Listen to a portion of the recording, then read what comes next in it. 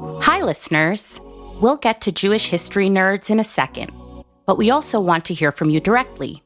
Who are you? What do you like? What do you hate? About this show, but also about everything. Fill out our 2-minute survey. The more detailed, the better, but we'll take anything. You can find the survey in the show notes of this episode or at this easy website, jewishunpack.com/nerdsurvey. I'll say it one more time, jewishunpack.com/nerdsurvey. Okay, on to the show. He likes himself. I will say this about Donato. Great. Always enjoyable to read someone's diary when they like themselves, because it's obvious. He writes his diary in the third person. Sure. He talks about what Donato Manduzio does. Addressed to who? Is he like, Dear Diary, today, Donato, change the world. Today, a girl looked at me in homeroom, and I sent her a note. No.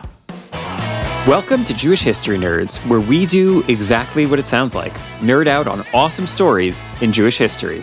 I'm Yael Steiner, and my childhood dream was to stay in school forever. I'm Jonathan Schwab, and I am in school forever. Yael, what awesome story in Jewish history do you have for us today? I am so excited because even though we've really discussed some cool stories over the course of this season so far, this is the first one that I feel very confident in saying is totally bonkers. Great. We are going to be talking about a community of Jews on the eastern coast of Italy in a small village called San Nicandro. And in particular, their leader, a man named Donato Manduzio. Okay, I have never heard of him. As we get deeper and deeper into this story, what you will learn is that in this tiny village of San Nicandro, in the 20th century, after World War I, there was a tiny group of people that converted to Judaism and thought they were the only Jews in the world. All right, that last part obviously is the most interesting. So fascinating. And we'll take a step back just to see how we get there. My major question is, how did they come to think that they were the only Jews in the world? So San Nicandro is a tiny village on the Adriatic in what is known as the spur of the boot of Italy. Because of the landscape and the geography of that area, the village was extremely isolated. Mm-hmm. In fact, it was so isolated that Mussolini himself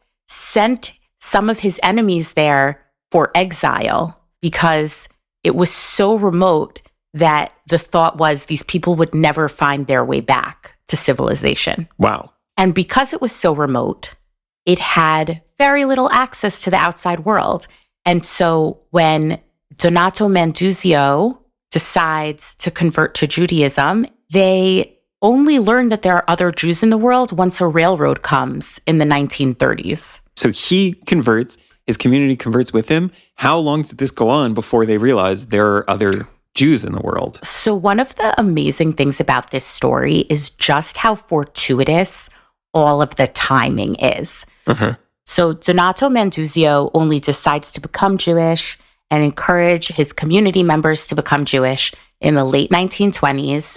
And then the railroad, it doesn't come all the way to San Nicandro, but it comes close enough to San Nicandro that more visitors from the quote-unquote outside world are able to reach the village in the early 1930s. So it's only a couple of years that there are Jews and practicing Jews who believe themselves to be the only Jews in the world before they get exposure to new people in the village who meet them and say, oh, you guys are Jews? You should connect with those other Jews in Rome. So their conversion is totally text-based. Correct. It's not like a Jew comes to town and tells them, wow. Yes. You realize this could have happened 100 years earlier, and there would have been 100 years worth of Jews practicing in San Nicandro, thinking they were the only Jews in the world. Yeah. It's just unbelievably fortuitous timing that it only goes on for a few years. We might go there a little bit, but I also think if a bunch of people started practicing a form of Judaism based on their reading of the Hebrew Bible, that community might look a little different than other Jewish communities that have had like the full historical development of rabbinic literature and all of that. That might be, I don't know, that might be part of this story. Did you know that they converted based on reading the Hebrew Bible, or are you just smart enough to figure out that that's the only way that they possibly could have converted? I'm just guessing. It was 100% the Hebrew Bible. Why don't we start with how this gentleman got to this point? Donato Manduzio was born in 1885 in San Nicandro. He was a peasant, as were most of the people in that area. And in the 1910s, he joins the Italian army and fights in World War I, as do many or most of the men at that time. I definitely should know this, but remind me, Italy is on which side in World War I? So it is actually quite confusing. Italy is on the Allied side in World War I with the United States, Britain. What we consider the good guys. The good guys. But in World War II, they're part of the Axis powers with Germany and Japan. So I definitely understand the confusion. Yes. So he comes back from World War I injured. And even though we have his diary, which is fascinating reading, we don't actually know the nature of his injury. What we know is that his mobility is significantly impaired, but he does not share with us clearly what that injury is. But the injury, again, itself is fortuitous. Obviously, I do not wish him ill. I'm sorry for him that he was injured. But because he was injured, he was forced to convalesce in a military convalescent hospital, which was where he was taught to read. And he actually really loves to read, and he reads a whole bunch of different things. It's brought to our attention that The Count of Monte Cristo was one of his favorite books. That is a really good book. It is. Alexander Dumas, or, I'm not going to pronounce it the other way. But he loves The Count of Monte Cristo. He reads a ton of different things. He reads romance. He reads almanacs. And ultimately, someone gives him an Italian translation of a Pentecostal Bible.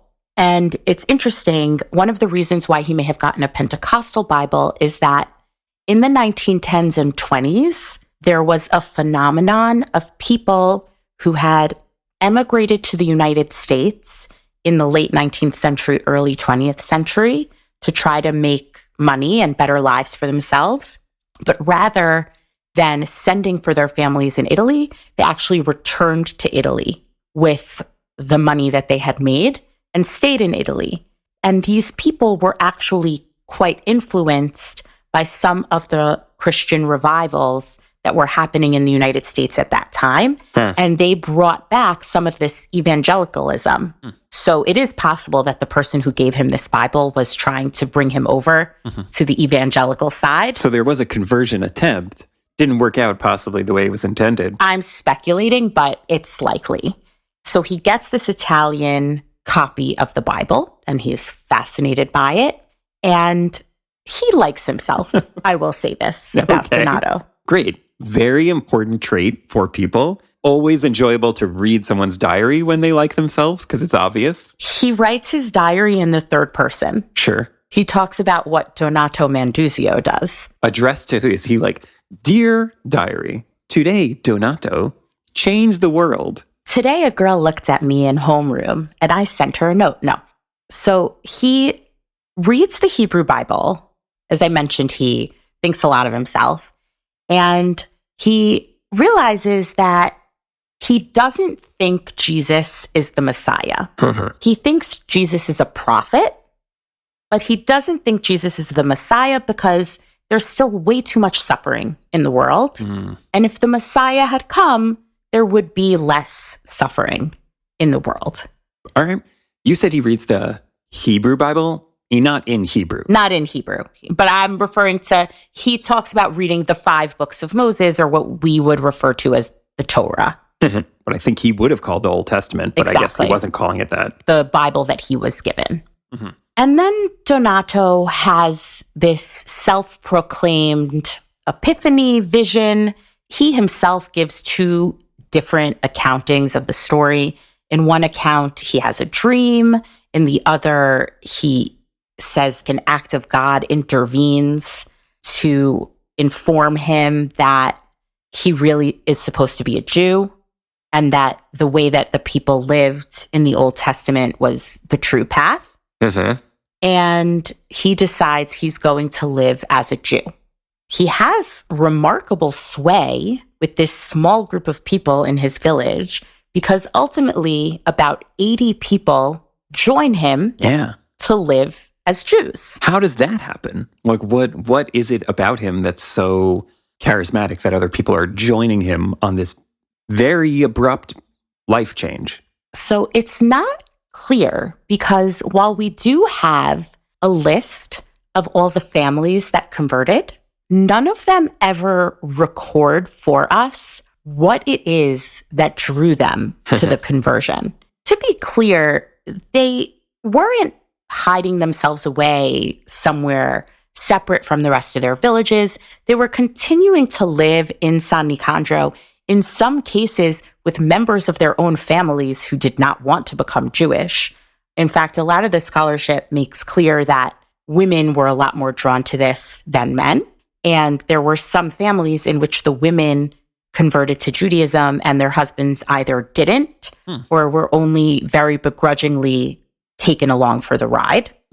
But nonetheless, whether it was charisma, personality, some other outside force that was going on in San Nicandro at that time, a few families, many of them cobblers. Donato was a cobbler by trade. A very well-respected cobbler. He was very influential in the cobbler community. Yes. He was the Manolo Blahnik of 1920s San Nicandro. That is not a reference I get at all. It's fair. And probably only like 4 people listening to this will get it. I don't know what the Venn diagram is of people who watch Sex and the City and people who listen to Jewish history nerds, but we can put that to the side. But those 3 people will love it. Exactly. So a bunch of cobblers and friends and neighbors of his all decide they're going to follow him. And he casts himself as a prophet. Oh, okay. But it's not in the cult leader way that you might be thinking. Like, they don't worship him. He does not put himself on an elevated platform above them. The way he casts himself as a prophet is more that I'm the one who was lucky enough to see that this is what we should be doing. But beyond that, I don't think it was really treated in any different way. Correct. He was just another village Jew.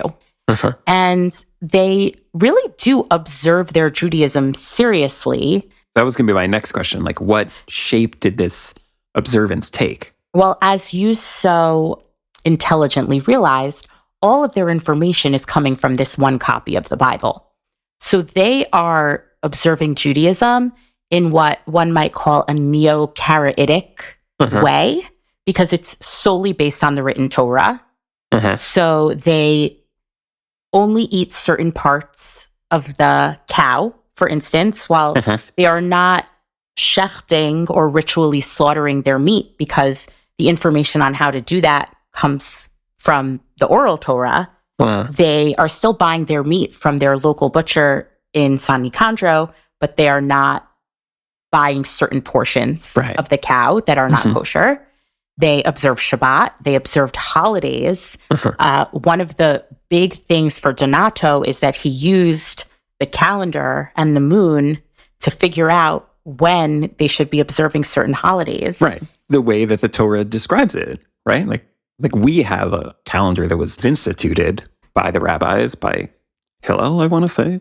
So we don't have to do that anymore, but if you just went by the Torah, you would actually calculate it. And once he learns that there are other Jews in the world, one of the first things he asks for is a Jewish calendar. That's really, really important to him because that is how he structures his Jewish life. Sure.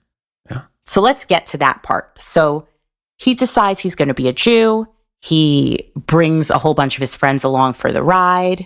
So they really believed there were no other Jews in the world because when you read into the New Testament, Jews have gone by the wayside. Right. His belief was that when the temple was destroyed, Judaism faded away. This is so fascinating because it's like if aliens landed on Earth, right, and just had a copy of the Bible, what would their understanding of Judaism and Jewish history be? And like, this is sort of exactly what happened, you know? And that's why I think the timing is so crazy, because this could have happened to him, even let's keep it modern, in 1860, he could have learned to read and received a written copy of the Old Testament. And people could have been living like this for 80 years before they found out there were any other Jews. But because of when the railroad was built, it's only 2 years later that peddlers and salespeople, I think those are the same thing. I was just trying to sound smart by saying two different words. Salespeople is what peddlers put on their resume? Yes.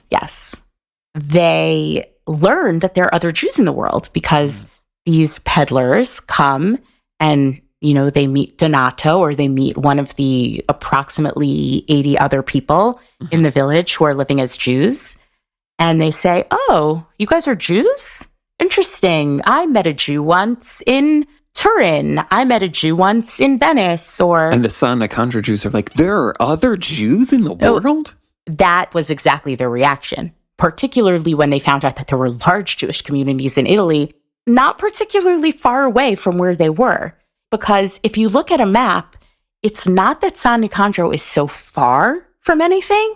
It's just really hard to access. It's fascinating also, he fought in World War I. He got out of San Nicandros a little bit. Like, how did he not come across Jews? That is a good question. We know for a fact that there were Jewish soldiers in World War I. I just don't know where Donato was and whether or not there were actually Jews fighting for Italy. Right. And if they were, they probably were with Roman regiments or Venetian regiments. But that is a good point. It's not as though he had never left San Nicandro. And I think this goes back to a point that you made in an episode last season where you were talking about how your children were surprised that Christmas gets so much more airplay than Hanukkah because in their lives, there are so many Jews and they don't realize that Jews are a much smaller portion of the population than Christians. But it just goes to show you that this man could have gone to war, did go to war. And he thought Jews were 0% of the population. Exactly.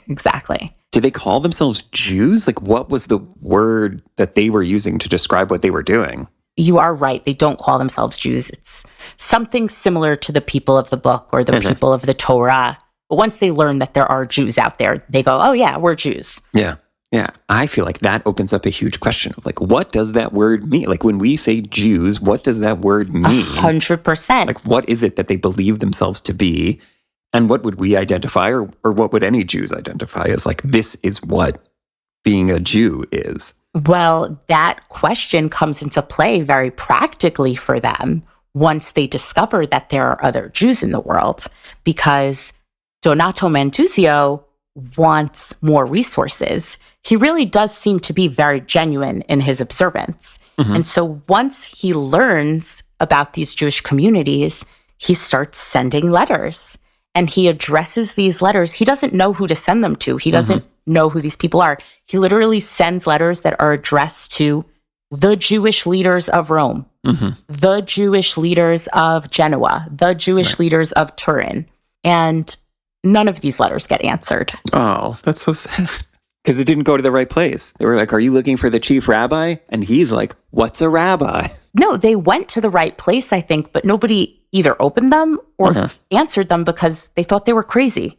Right. Like, think about now, emails that you get, or even comments we've gotten on this podcast. We get some comments and reviews on the podcast that we don't respond to because is it coming from a place of genuine curiosity or what are you trying to get from us? Correct. And so if they got a letter that said, "Hi, I'm the prophet of San Nicandro," and I mean, I don't know exactly what it said, but most of the letters went unanswered until somehow the people in Turin say, "I think this needs to go to Rome." And it gets to the Jewish leadership in Rome, and they find this kind of crazy, and they start to interface with the Jews of San Nicandro, ultimately trying to figure out how genuine is their belief. And the fact that Donato is so persistent in the face of their hesitancy and in the face of them trying to put him off, they start to see him as being actually genuine, which is very surprising to them. And some influential people from Rome are dispatched to San Nicandro to see what is really going on. And some resources do start flowing into the community. Some books are provided, Jewish calendar, a menorah. Wait, a menorah? Hold up. Did they celebrate Hanukkah? I mean, the book of the Maccabees is part of the New Testament. Oh, right. Depending where you're getting your Bible from, whether the book of the Maccabees is part of it or not, because this whole story sort of fits in with other stories that I'm familiar with of other communities that were very isolated in some ways. I want to say the Jews of Ethiopia who were separated from other Jewish communities early and didn't even know about Hanukkah. Maybe didn't even know about either the destruction of the temple or the building of the second temple. So you bring up two really interesting points, and then I kind of want to speed through some other details because we could talk about this for so long, and there's a lot of points I want to cover. One is that there is a Jewish scholar who himself was very involved in finding the Ethiopian Jews and bringing them back to the Jewish fold, who visits San Nicandro and is the first non-Italian Jew to visit San Nicandro. And he takes it upon himself to be one of those people who goes around the world and tries to find all the Jews that are quote unquote missing. And there's a distinction between the Ethiopian Jews where he believes that these people are Jews from the ancient times that have just been geographically separated. And he understands the San Nicandro Jews are Jews by choice, but they are both groups of Jews that have been living Jewish lives separate from the mainstream. That's one thing. The other thing is that once some of these Roman emissaries get to San Nicandro and start learning more about the community, they bring with them the resources of a large Jewish community, among them education, summer camps for the children, and Zionism. Of course. Summer camps have to go hand in hand with Zionism in the 20th century. That's like a must. Very much so. And again, fortuitous, or maybe in this case, not fortuitous timing. We're talking now about the 1930s. These are people living under Italian fascism and Mussolini's racial laws, which are enacted in 1938. Prior to the racial laws, Jews were doing okay because they were a recognized religious group that was allowed to exist, unlike the Protestants, because Mussolini's fascism wanted this Italianized society, and for him, Italianized meant Catholic because it had been Catholic up until that point. This is off topic a little bit. But do you know the meme format online of like, it's only champagne if it comes from the Champagne region of France, otherwise it's sparkling this, and people use that for all sorts of things? So I saw something along the lines of like, it's only fascism if it's in Italy, in the tradition of the fasces, the Roman bundles of wheat that were put together. Like, otherwise, it's just sparkling totalitarianism. That's really funny. The only true fascism is Italian fascism. Right. So they were living under the true fascism. The true fascism, the real one. And also, we can't go through this period of European Jewish history without mentioning the Holocaust. They were largely spared from the Holocaust. But as we know, the Jews of Rome and the Jews of other areas in northern Italy were not spared at all. So it was a particularly interesting time to be living as a Jew in Europe. And to be living as a Jew by choice in Europe. Wow. Again, the timing of this is so bizarre.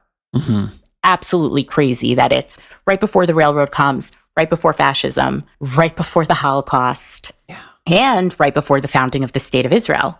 So what ultimately happens is that a lot of the young people are educated in these summer camps and through other resources about Zionism, and they leave and they go to Israel in 1949. I'm skipping a lot here. Basically, the Jewish community in Rome has to figure out in the 30s and early 40s, what are we going to do with these people? Are they actually real Jews? Like, what is their status? And in 1946, I believe, the men in the community are circumcised, not Donato. Donato says, I'm enough of a real Jew. I'm a real Jew. There is nothing else I need to do to prove myself. But the remainder of the men. Interesting, because I feel like if you're going off the text of the Torah. That seems like a pretty real one, you know? It seems kind of unequivocal. Yeah, I can't speak to what belied his decision, but notably, he does not get circumcised. A physician comes to the community and circumcises the men. The physician himself notes at some point that while he had been involved in many conversions, it had never been in the context of a community of people who had converted by choice and didn't think there were other Jews in the world. The liaisons from Rome helped the community secure a synagogue building, which was not to Donato's happiness, because up until that point, they had been praying in his home. And the fact that they got the synagogue sort of decentralized his power. And that may have precipitated his decision to say, hey guys, I'm the prophet. I don't need to be circumcised. Like, I think he was trying to maintain in some way the power and prestige that he had had from the beginning. Yeah. They become really fully accepted as Jews in the Jewish community of Italy in 1946. And Donato passes away in March 1948, so a few months before the State of Israel is established. Yeah. And in 1949, almost the entire community makes Aliyah and moves to Israel. As of a few years ago, there were 3 Jewish women still living in San Nicandro. They were older women, and so I'm not sure if any of them are still alive or still there, but if they are and they're listening, reach out to us, please. We'd love to hear from you. Arrivederci. That's the wrong thing to say. I don't know what you're supposed to say. Shalom Aleichem. Yeah. Most of the people in the community made Aliyah, not Donato. He dies in early 1948. I'm not sure that he was as taken with Zionism as the rest of the community was.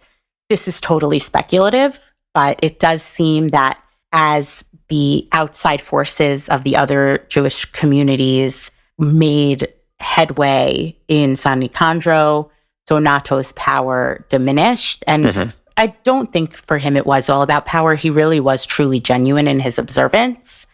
But I don't know that he would have made Aliyah to a place where he would have really been just another Jew.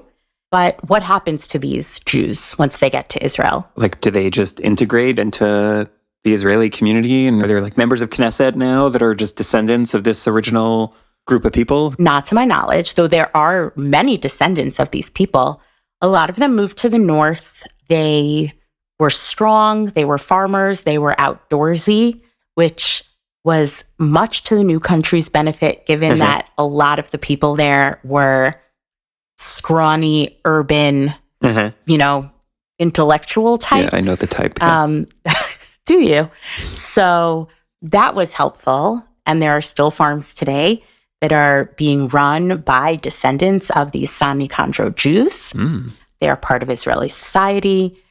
There, I believe in the past 10 to 15 years has been some question about their Jewish status. And it is very political. And I think that there are some members of the community who the powers that be have decided are not Jews. And I don't know all the details there, so I don't want to misspeak. But I'm glad that you mentioned that, because I think that really takes us to what is the takeaway from this story, aside from the fact that it's bonkers and insane. Yeah. One of the things that I really like about this story is that in addition to asking for calendars and other types of books, one of the things that Donato asks for in all of his letters to the heads of these Jewish communities, and that he asks for persistently, he asks for gramophone recordings of the temple worship, the avoda that was done in the temple. Because he thinks these recordings exist, which they don't. I'd love to get my hand on some gramophone recordings of the temple service. And that request is actually one of the things that really impressed upon the rabbis, that this guy was genuine. Like, this is how badly he wants to practice, is that he's trying to get it right to the letter, to an extent that we don't even have that information. Because they had been saying the Psalms of the day, the Shir Shel Yom, which is taken from the worship of the temple, and he wanted to do it right. He basically wrote in these letters, like, we're doing this, but we don't know how to do it, and we want to do it better. But back to your comment about the status of Jews in Israel today, I think that this entire story, which again has so much depth, and there's an amazing, amazing monograph by a scholar named John Davis that I really recommend everybody read. It's called The Jews of San Nicandro because it's fascinating and the detail and the stories are just unreal. But the takeaway here for me is, what is a Jew? Yeah. And this is something we've talked about a lot in this podcast. And obviously, we're not going to answer it here today because I don't know the answer, nor do I know if there should be an answer. These are people who, by choice, joined the Jewish community, ultimately were accepted by the Jewish community in their region as full members, and are full members of the Jewish and Israeli community today, though there are people now who question them. And, you know, this goes back to the tradition of the Khazarians, who were Jews by choice. Yeah, yes. And in the season and a half that we've been doing this podcast, I have come to think much more expansively and be like, well, there's actually a lot of different ways of being Jewish. Like, they sound like Jews to me, based on everything you've said in this story. So I think there are a lot more types of Jews, and there's a much wider range of Jewish identity than we typically think of. 100%. And one of the things I loved so much about this story is how modern it is. Right. There is a story about this in Time magazine in 1947. Yeah. There is a story about the Jews of San Nicandro. So, you know, housewives in Indiana were reading about this. It's just mind-boggling to me that it's so recent and so modern. And also how much the world has changed in the past 100 years. That less than 100 years ago, there were people in Italy who didn't know there were any other Jews in the world. Right. Even though it's so recent, it seems like it would be so impossible to happen today. It's a really stark reminder of the rapid rate at which things change. And that's what this story really reminds me of. And I think it's very humbling to think we had all of the information in the world in our pockets, as opposed to Donato Manduzio, who had one Pentecostal translation of the Christian Bible and then drew from that the Old Testament had something to say to him, and where that took him and where that took the descendants of this community. And who knows what the world will be like 90 years from now for Jews. To me, it's a very humbling story. Thank you for listening to Jewish History Nerds, a production of Unpacked, a division of Open Door Media. If you like this show, subscribe on your podcast app of choice. And while you're at it, give us 5 stars and write us a review on Apple Podcasts. And most importantly, be in touch. Write to us at nerds@jewishunpacked.com. This episode was hosted by Jonathan Schwab and Yael Steiner. Our education lead is Dr. Henry Abramson. Audio was edited by Rob Pera and were produced by me, Rivky Stern. Thanks for listening. See you next week. Thanks for listening. Remember, please fill out that survey. You can find it in the show notes of this episode or at jewishunpacked.com/nerdsurvey. That's jewishunpacked.com/nerdsurvey.